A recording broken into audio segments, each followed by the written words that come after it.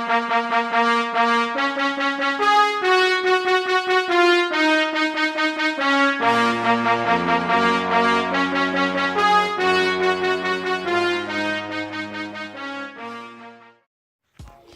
what's really good, people? You're through to else at TvKO. Thank you for watching. Remember, hit that subscribe button, like, comment, and share. Yo, so today's topic is basically the guy they call Ezekiel, Special K, the chocolate brownie man, better known otherwise to me and you as Kell Brook. A very, very good boxer, but one that kind of polarizes opinion amongst me and my boxing peers whenever we discuss this guy. And I guess the question I really want to ask today is Kell still special? And was he ever really that special?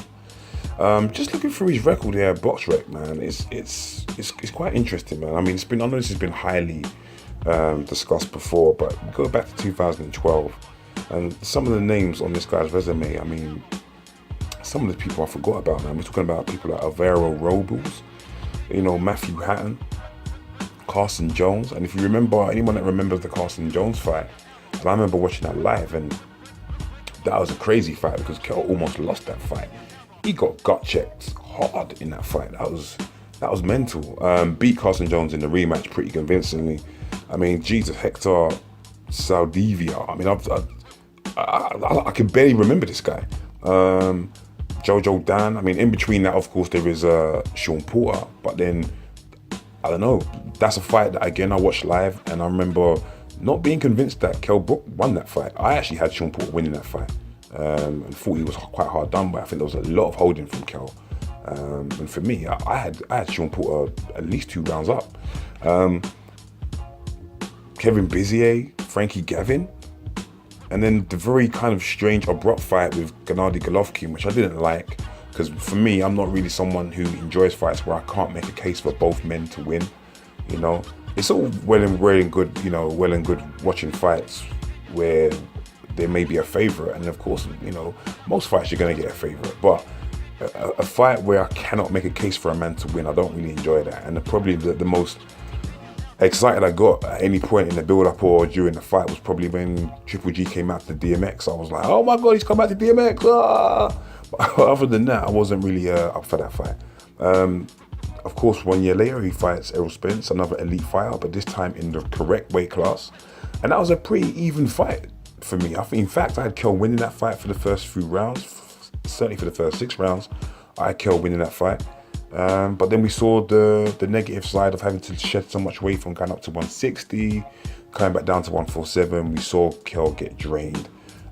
Physically, he was suffering, and then from around round 8 onwards, Errol Spence took over, busting Kell up, really hitting him at will, hitting him where he wanted, when he wanted, and then just ironically destroyed the same area that Triple G destroyed a year earlier, which is the eye socket area. I forget the actual technical name for it. Just on the other side, and won the fight deservedly in the end, Errol Spence. Of course, last week we see him beat Rodchenko, a fight I had really no info on at all. And we see him beat him quite handily, looked impressive, and it was one-way traffic and got the 2nd round stoppage.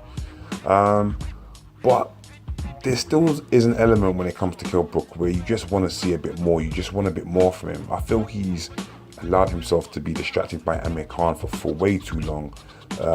It's gone on for so long that I'm not even sure I care that much about that fight anymore. I'm not convinced that fight is ever going to happen, to be honest. I feel like if it was going to happen, it would have happened by now. I don't think Amir Khan wants to see his career end on the back end of a knockout from Kell Brook, which is what I think will happen.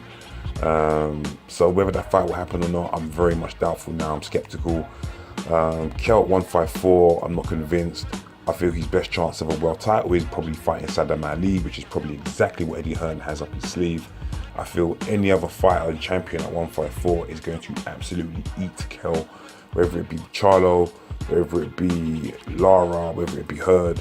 I just feel he will be onto a beating in fighting any one of these guys. I would actually like to see Kell stay at 147.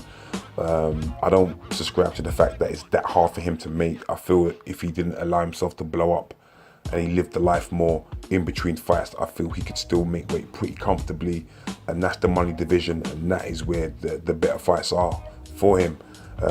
Unfortunately now, as we approach the twilight years of Kell Brook, of his career, I'm still not so sure how special he is. A fantastic fighter, yes, but has he fulfilled his potential? I'm not so sure. Time will tell. We will see what happens with Kell. But yeah, what do you guys think, man? Hit me back. Let me know. Is Kell Brook the special K, and was he ever? Yeah, that is the question. Hit me up. Let me know what you think. But for now, I'm gone. It's else. I'm out of here. Later.